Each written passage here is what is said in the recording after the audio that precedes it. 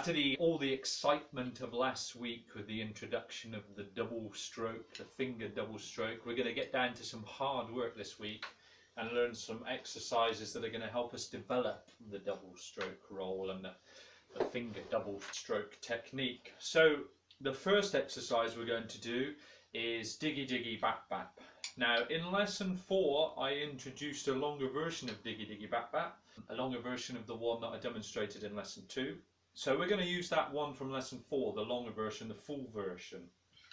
So what we're going to do is the Digi Digis are going to be played with finger double strokes, and then the Bap Baps are going to be played with single strokes. This exercise is really important because we've got double strokes and single strokes, and the wrist movement for both of those is exactly the same. So this exercise provides the opportunity to develop finger double strokes whilst maintaining the same wrist movement, and we can compare those wrist movements to the ones that we're using in the single strokes. So we have Digi Digi Bap Bap, and it should be the same stroke each time, whether it's single or double. So I'll just do some single and double strokes together to try and demonstrate what I mean, so that we can use this principle in this exercise whilst we're practicing. So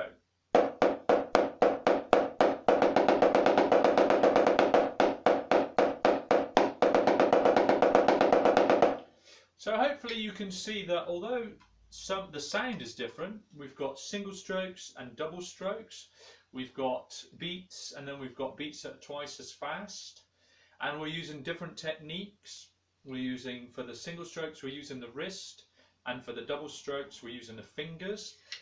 But hopefully you can see by that demonstration that the wrist movement is actually the same, and that's what we want to focus on. We want to focus on that wrist movement being the same whether we're doing the double strokes or the single strokes, and that is the beauty of this exercise, Digi Digi Bap Bap. So I'm going to play this exercise for you now, just to demonstrate. So 1, 2, 3, 4.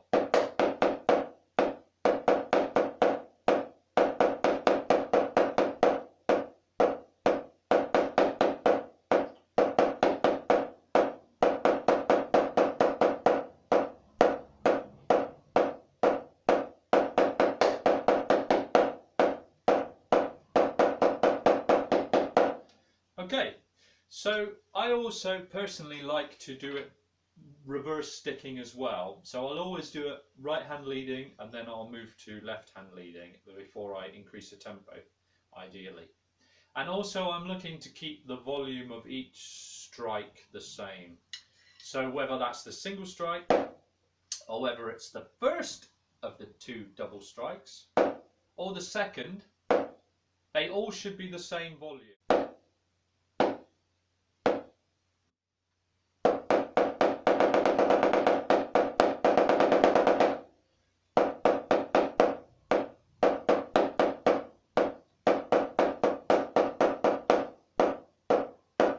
All of those beats the same volume and the same stick height, which will help creating the same volume and also the same sound as well, if possible. We're aiming for a constant sound, just some notes are slower than others. So I'm going to go through it twice now with both hands.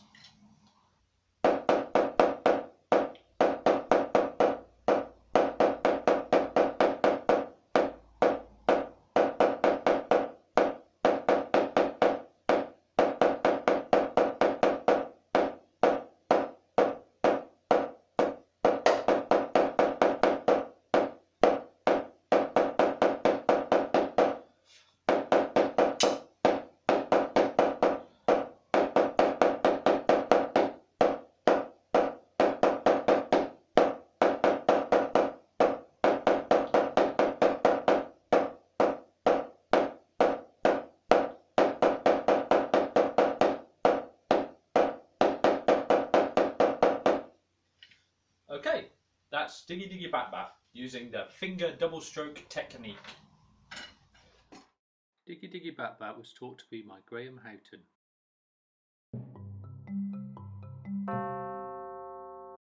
Okay, so we've been playing Diggy Diggy Bat Bat using the finger double stroke roll technique.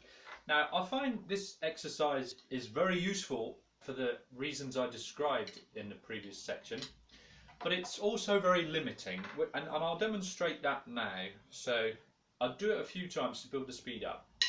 1, 2, 3, 4.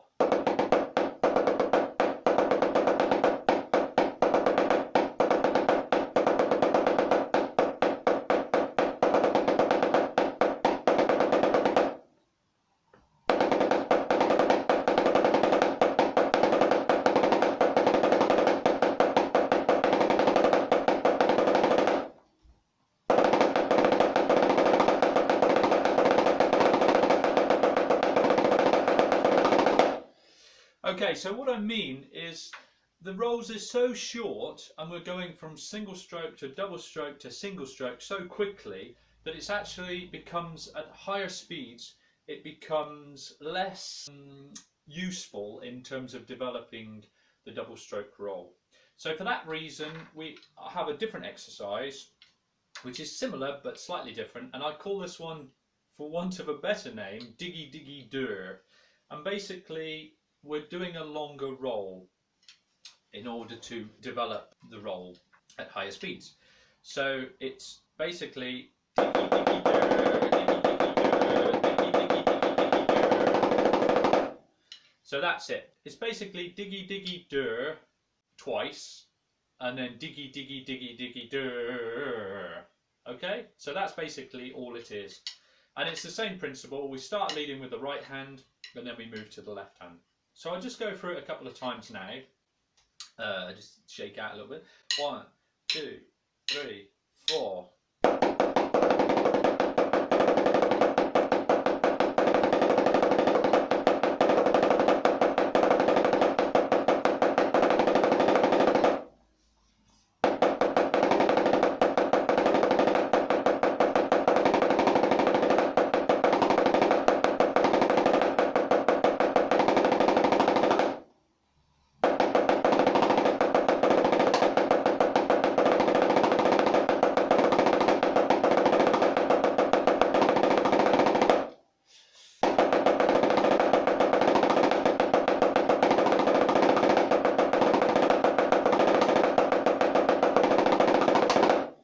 Okay, so now we're talking about developing the roll speed rather than just focusing on wrist movement. We still want to try and maintain the same principles, i.e. the same wrist movement for single strokes and double strokes, and also the same volume for single strokes and each of the two strokes of the double stroke, the first and the second, the drop and the snap, if you like. But we're more concerned with a constant roll sound at the higher speeds. Okay, so that's Diggy Diggy Durgh.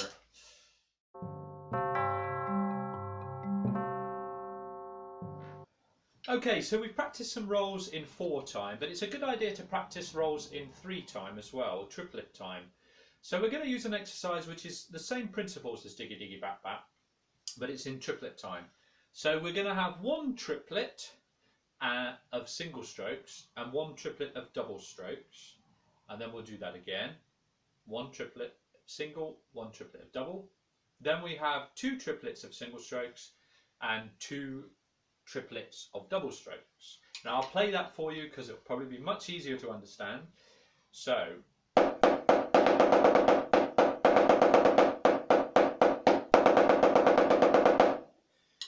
we'll do that twice and then we'll stop and change to the other hand so that we're practicing starting rolls on each hand in triplet time.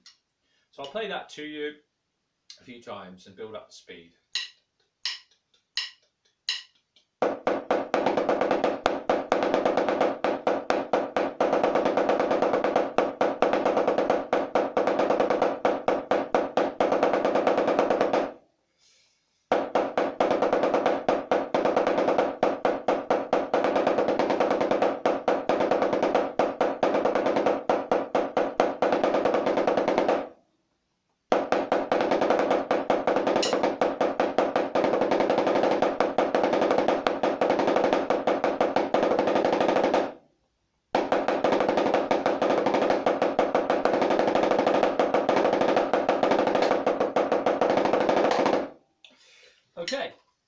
So that's rolls in triplet time. No,